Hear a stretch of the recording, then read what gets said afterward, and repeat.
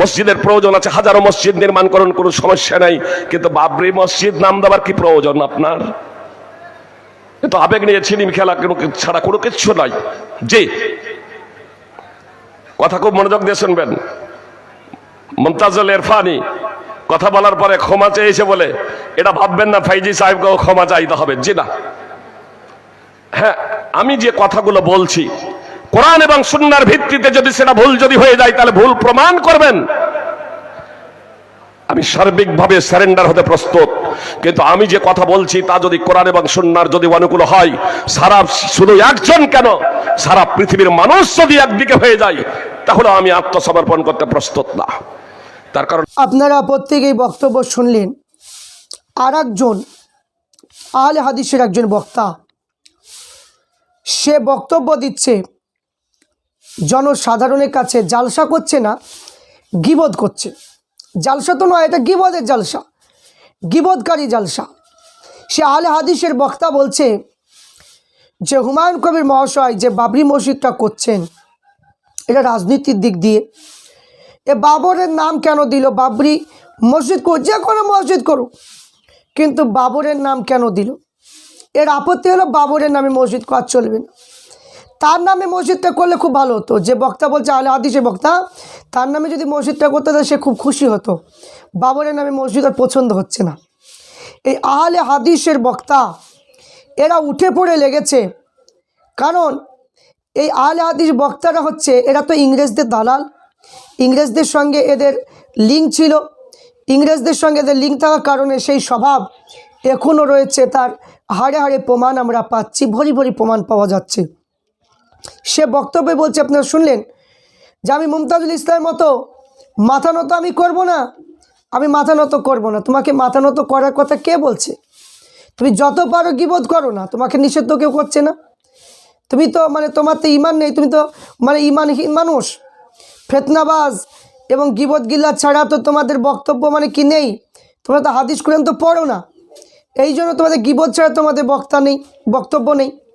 তো এখানে বলবো যে হুমায়ুন কবির মহাশয় তিনি যে মসজিদটা করছেন, তিনি যে নিয়াতটা করেছেন, সেই নিয়াতটা তিনি যে ধরে রেখেছেন, আল্লাহ পাক তিনার দ্বারাতে মসজিদটা করাচ্ছেন, এটাই তো আমাদের বড় সৌভাগ্য। তো এখানে কারো কোনো আপত্তি নেই। মুসলমানের এত আপত্তি হবে কেন? বিশেষ করে যারা বক্তা যারা আছে এদের আপত্তি এত কেন? এটা আমাদের বুঝে আসে না। তো সাধারণ মানুষদেরকে আমি বলবো যে যারা এই সমস্ত বাবরি মসজিদের বিরুদ্ধে যে সমস্ত বক্তারা বলছে, এদের বক্তব্য থেকে ওই যেখানে জালসা মাহফিল হচ্ছে ওখান থেকে সাধারণ মানুষগুলো উঠে আসা উচিত। কারণ এ মুর্শিদাবাদের একটা ঐতিহ্যবাহী একটা মসজিদ হবে, এটা চাই না। এই মসজিদগুলো এরা চায় না, কারণ প্রতিনিয়ত এরা হিংসা ছাড়া এদের মুখে ভালো কথা পাবেন না।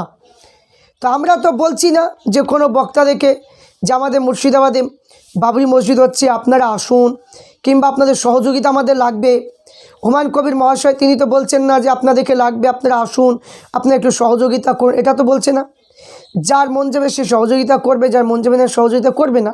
তো চুপ থাকবেন। আপনাদের বলা কি দরকার বাবরি মসজিদের বিরোধিতা করা? আপনাদের তো বলা হচ্ছে না যে আপনারা বাবরি মসজিদের বিরুদ্ধে বলুন। আপনাদেরকে ডাকা হচ্ছে না, আপনাদেরকে বলা অনুমতি দেওয়া হয়েছে যে আপনারা বাবরি মসজিদের বিরোধিতা করুন?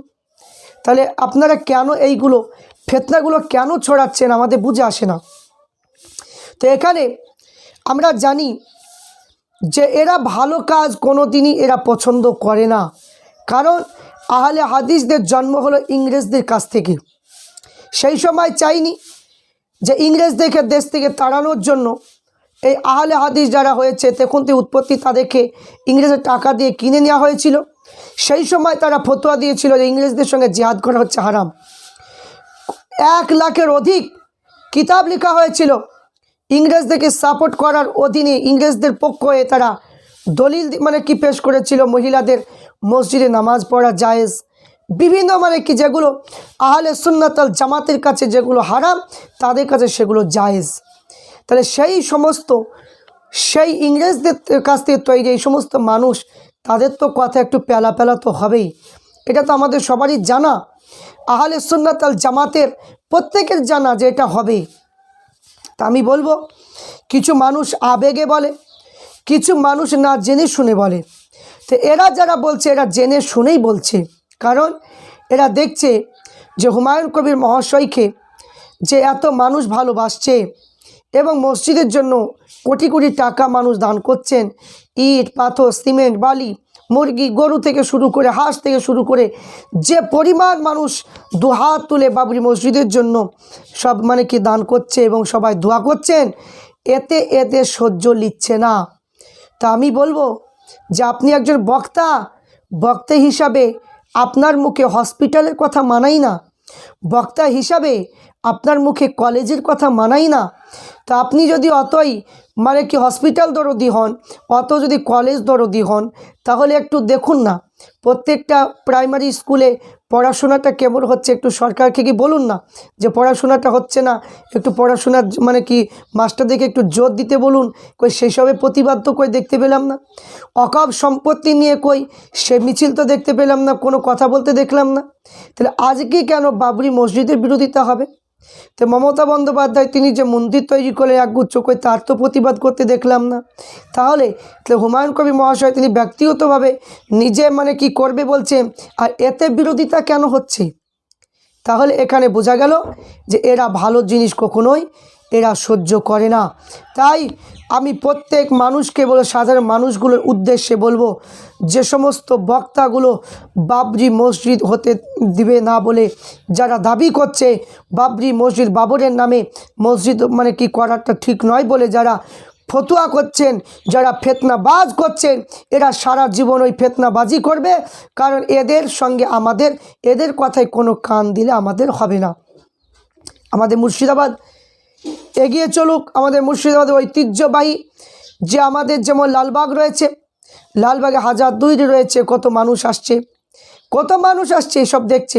মুর্শিদাবাদের একটা নাম, মুর্শিদাবাদের একটা গর্ব, আবার পুনরায় আবার মানে কি মুর্শিদাবাদে একটা গর্ব হতে চলেছে, যেটা হুমায়ুন কবির মহাশয় তিনি বাবরি মসজিদ তিনি করতে চাইছেন। তাই মুর্শিদাবাদে প্রত্যেকটা মানুষই খুশি। শুধু কিছু মানুষ দূর দূরান্ত থেকে অন্য জেলার মানে কি কিছু বক্তারা এরা মানে কি অখুশি। ওই সমস্ত বক্তাদের কথা আমাদের শুনলে হবে না, তাদের কথা আমরা কোনো গুরুত্ব দিই না।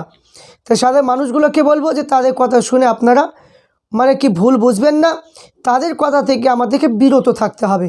তাই এই মানে আহলে হাদিসের এই বক্তা বয়স হয়ে গিয়েছে, মানে কখন হয়তো মানে কি 4 কুলের মধ্যে 3 কুল তো ফুরিয়ে গেছে, 1 কুল বাকি আছে, কখন বলে হয়তো মরে যাবে। কিন্তু এর মসজিদের প্রতি এর মায়া নেই।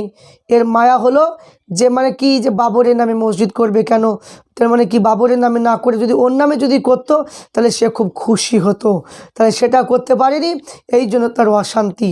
তো আমি বলবো যে তোমার অশান্তি তুমি দেখে লাওগা, তোমার মানে কি তোমার গিল্লা গিবত করে কোনো মানে কি লাভ হবে না।